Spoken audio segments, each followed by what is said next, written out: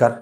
ई-समृद्धी ॲपमार्फत soybean हमीभाव केंद्रासाठी जी नोंदणी सुरू आहे आणि ती नोंदणी करताना बऱ्याच साऱ्या शेतकऱ्यांना ह्या ॲपच्या मार्फत अडचणी येत आहेत.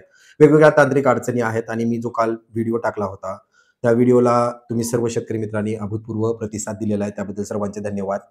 आणि त्या व्हिडिओमध्ये खाली बऱ्याच लोकांचे कमेंट्समध्ये त्यांचे प्रश्न, त्यांच्या अडचणी त्यांनी मांडल्या आहेत आणि जितक्या मला समजतात त्या अडचणी किंवा त्या प्रश्नाची उत्तरं मी देण्याचा प्रयत्न केलेला. हा व्हिडिओ सुरू करण्यापूर्वी माझा अल्पसा परिचय देतो आणि त्याचं कारण काय आहे असं व्हिडिओमध्ये परिचय देण्याचं तेही थोडक्यातच समजेल. माझं स्वतः बी-एस-सी ॲग्री आहे. मी 2004-2008 मध्ये परभणी युनिव्हर्सिटीतनं पास आउट आहे आणि मागील 8 ते 10 वर्षापासून मी स्वतः सेतू सुविधा केंद्र चालवत आहे. माझ्याकडे आधार केंद्र आहे, पॅन केंद्र आहे. केंद्र आणि राज्य सरकारच्या वेगवेगळ्या योजना मी जवळून पाहिल्यात, त्याच्यामध्ये काम केलं. म्हणजे 2017ची कर्जमाफी असेल किंवा लाडकी बहीण असेल, अशा बऱ्याच साऱ्या योजना आहेत. त्यामध्ये ही एक योजना आहे ज्यामध्ये माझा सक्रिय सहभाग असतो. त्यामुळे मी जे काही सांगतोय तर ते मी मी जे माझ्या सेंटरवरती शेतकरी येतात त्यांचा जे फॉर्म भरतो मी आणि त्याच्यामधनं जे मला समजतंय आणि मी फक्त एक पाऊल पुढं आहे तुम्हा सर्व शेतकऱ्यांपेक्षा, की माझ्याकडे एक 10 शेतकऱ्यांचं मी काम केलेलं असतं. त्यामुळे मला समजलेलं असतं, की काय-काय अडचणी असू शकतात आणि त्याचं काय सोल्युशन असू शकतं हे माझ्याकडे माहिती आहे. ते मी तुमच्यापर्यंत देण्याचा प्रयत्न करत आहे. नाममात्र प्रयत्न आहे हा त्या व्हिडिओच्या माध्यमातून आहे. त्यामुळं काही ज्ञानी लोक आहेत जे कमेंटमध्ये बऱ्याच सारे गोष्टी सांगतात, की म्हणजे तू तुझं केलंय का आधी? मग दाखवतच नाहीये किंवा मग जी भाषा आहे ती भाषा वापरणं. अशा गोष्टी टाळूया आपण आणि आशा करतो, की ही जी काही प्रश्न आहेत तुमचे, त्या प्रश्नाचं माझ्यातर्फे किंवा आणखीन बरेच सारे मित्र आहेत माझे, जे की YouTube मार्फत तुम्हाला मार्गदर्शन करतात आणि ते तुम्हाला योग्य ते मार्गदर्शन मिळेल आणि तुमची जी काही समस्या आहे ती सोडवली जाईल. तर आजच्या या व्हिडिओमध्ये आपण पाहणार आहोत, की नेमकं रजिस्ट्रेशन करताना जी काही तुमचं ज्यावेळेस फार्मर रजिस्टर करता त्यावेळेस लिमिट एक्सीड म्हणून जसं की अशा प्रकारचा एक एरर येतो. त्यावेळेस बऱ्याच वेळेस कॅप्चरच करत नाहीये. तर त्याचं काय कारण असू शकतं? त्यासोबतच ज्यावेळेस तुम्ही नॉमिनी ॲड करता, तर नॉमिनी ॲड करताना ओ-टी-पी भलत्याच नंबरवरती जातो. तर त्याचं काय कारण असू शकतं? सोबत बँक डिटेल्स ॲड करताना बऱ्याच साऱ्या अडचणी येत आहेत शेतकरी बांधवांना. प्रिंटआउट काढल्यानंतर लक्षात येते, की ह्याच्यामध्ये बँकेचं नावच आलेलं नाही किंवा अकाउंट नंबर आधी दिसत नाहीये. त्यासोबतच पीक निवडत असताना किंवा त्याच्यासोबत जमीन जोडत असताना बऱ्याच साऱ्या अडचणी आहेत. जमिनीची कागदपत्र जोडण्यामध्ये किंवा गटं सापडत नाहीयेत.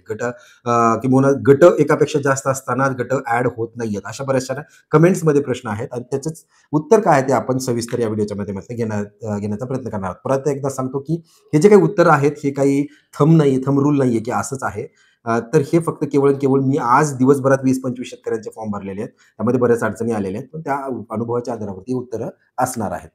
तर प्रश्न घेऊया सर्वप्रथम पहिलं रजिस्ट्रेशन करताना, ही जे काही एक्सीड लिमिट किंवा नंबर ऑफ टाईम्स जे येतं, याचं कारण काय असू शकतं, की एका लॉगिनच्या मध्ये ज्यावेळेस जर तुम्ही 1 किंवा 2 वेळेस जर अटेम्प्ट केलात, के-वाय-सी करण्याचा प्रयत्न केला, तर ते जास्त वेळेस केल्यासारखं सर्व्हरला वाटतं त्यामुळे ते सांगतात असं. मग त्या असं केल्यानंतर काय करायचं? सिंपल आहे. तुम्ही रजिस्ट्रेशनच्या टॅबमधनं बाहेर निघा, होम पेजवरती या आणि परत एकदा रजिस्ट्रेशनच्या टॅबमध्ये जा. तर असं केल्यानंतर ते होतं. म्हणजे 1-2 वेळेस जर तुम्ही ट्राय केला आणि फेल गेलात तरच ते एरर येतं आणि फर्स्ट टाईम जर ट्राय केला, फर्स्ट टाईम जर तुम्ही यशस्वी झालात, तर तुम्हाला अडचण येणार नाही. आता हे करण्याच्या 2 मेथड्स आहेत. पहिलं म्हणजे रजिस्ट्रेशन तुम्ही फेस ऑथेंटिकेशननं करू शकता. आर-डी ॲप जे आहे ते आधार फेस रीडिंगचं ॲप डाउनलोड करणं आणि इन्स्टॉल करणं आहे.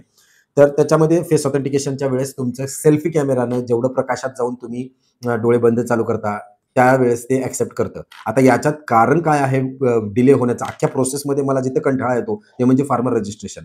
त्याचं कारण असं आहे, की लाडक्या बहिणीचं काम चालू असतं, इकडं आधारचंही काम चालू असतं. त्यामुळं पोर्टलवरती लोड आहे आणि ही व्हेरिफिकेशन प्रोसेसला वेळ लागतो आणि आपण करतोय ते सगळं मोबाईलमधनं करतोय. तर मोबाईलमध्ये जे काही सर्व्हरचं जे काही आपल्या लोड घेण्याची कॅपॅसिटी असते ती खूप कमी असते. त्यामुळे ते प्रत्येक वेळेस लॉग आउट सेशन्स होणं किंवा एक्सीड लिमिट असं काही एरर्स येऊ शकतात.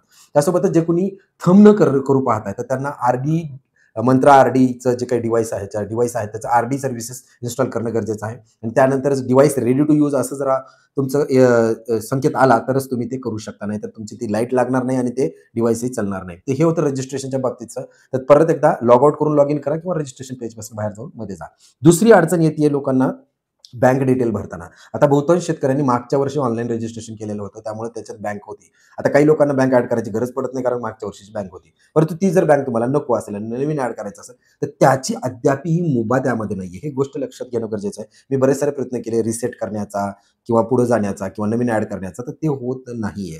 रिसेट केलं तरी तुमचं शेतकऱ्याचं नाव, बँकेचं नाव, IFSC कोड तसंच दिसतंय.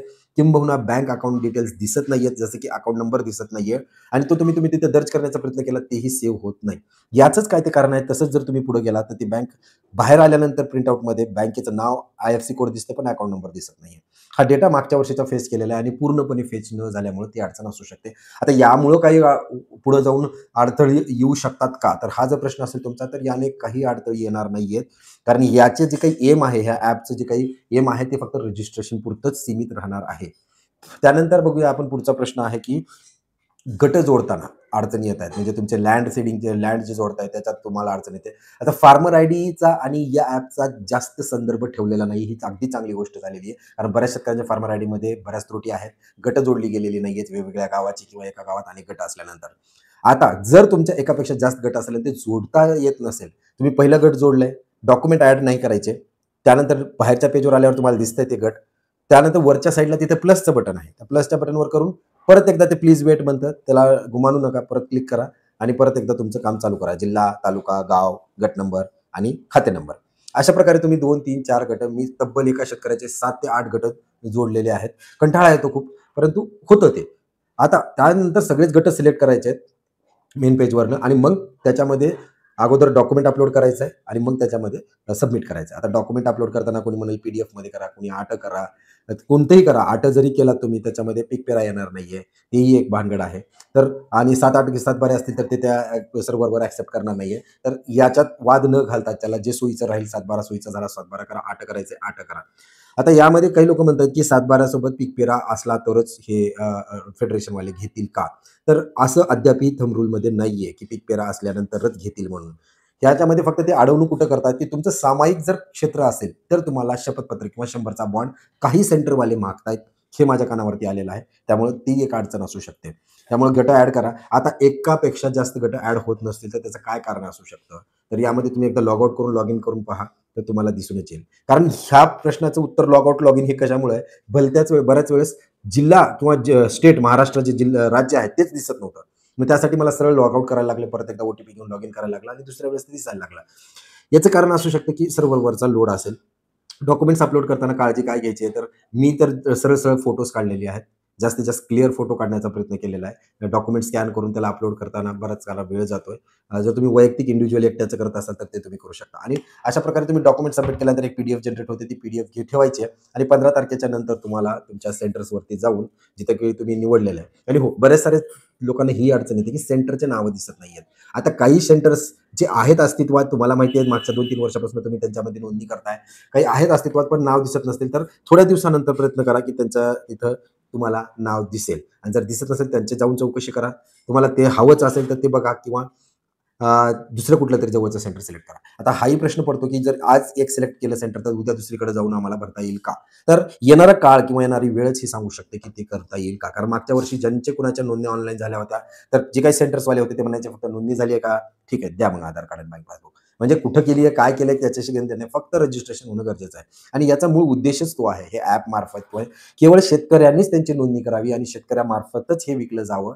बाकी दलालांना यामध्ये प्रवेश भेटू नये, आळा बसावा यासारख्याच ते काही नोंदणी आहे आणि जे काही पैसे पडणार आहेत ते तुम्हाला हमीभावाची पण DBTच्याच हिशोबाने पडतील आणि शेतकरी असाल तुम्ही तरच पडतील. बाकी इतर कुणाला त्यामध्ये लाभ घेता येणार नाही याची काळजी, दक्षता घेण्यासाठी ही ई-समृद्धी ॲप आहे. त्याच्या व्यतिरिक्त काही प्रश्न आहेत जे माझ्या व्हिडिओच्या खाली आलेले आहेत, की फिंगरप्रिंट ऑथेंटिकेशन चालत नाहीये. तर त्यामध्ये तुम्हाला तुमचं आधार सर्व्हरचा इश्यू एक असू शकतो किंवा तुमचं डिव्हाइस व्यवस्थित सेटअप झालंय का ते तुम्हाला बघायला येतंय. एरर येत आहे, internal server error, resident authentication field हे येत आहे. आता हे तेच मी सांगितलं मगाशी, म्हणजे ज्या अर्थी मी सुरुवातीला सांगितलं, की हेच प्रश्नांचे स्वरूप आहेत. आधार नंबर माझा टाकला पण भावाचा येत आहे. आता हे काही लोकांना असं होतं, की एकाचा नंबर टाकला की एक डेटा येतो. तर ते सर्व्हरचाच लोड आहे, बाकी काही नाहीये, कारण तुमचं आधार कार्ड तुम्हालाच दिसेल. प्लीज सिलेक्ट सेंटर दाखवत आहे, परंतु सेंटरमध्ये काहीच दाखवत नाही. आता काही ठिकाणी सेंटर्सच दाखवत नाहीयेत. तर तुम्हाला ते करताच येणार नाही. तुम्हाला थांबायला लागणार आहे. थोडे दिवस थांबल्यानंतर काही तालुक्याच्या ठिकाणी सेंटर्स नाही दाखवत. थांबल्यानंतर तुमचे ते दाखवले जातील. तर आता हे काही जण आहेत, की तुम्ही स्वतःची नोंदणी केली आहे का ते आधी सांगा. तर माझी नाही, पण मी बऱ्याच शेतकऱ्यांची केलेली आहे. बँक अकाउंट नंबर टाकला जात नाहीये. तेच मी सांगितलं मागच्या वर्षीचा डेटा होता त्याच्यामुळे.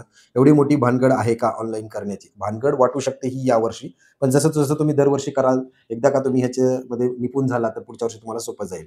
केंद्र दाखवत नाहीये, दादा काय करावं? तर ह्या सगळ्या गोष्टी आहेत आणि जवळपास मी सगळेच प्रश्नाचं उत्तर मिळवण्याचा प्रयत्न केला. अजूनही विनंती आहे, कमेंट बॉक्समध्ये कचरा न भरता तुमच्या ज्या काही अडचणी आहेत त्या भरा. जेणेकरून मला ते सोडवताना मलाही थोडासा उत्साह येईल आणि ते वाचल्यानंतर मला नवीन काहीतरी शिकायला मिळेल आणि ते शिकलेलं प्रॅक्टिकल मी तुमच्यापर्यंत पोहोचण्याचा परत प्रयत्न करेल. परत एकदा विनंती आहे, चॅनलला सबस्क्राईब करा. धन्यवाद.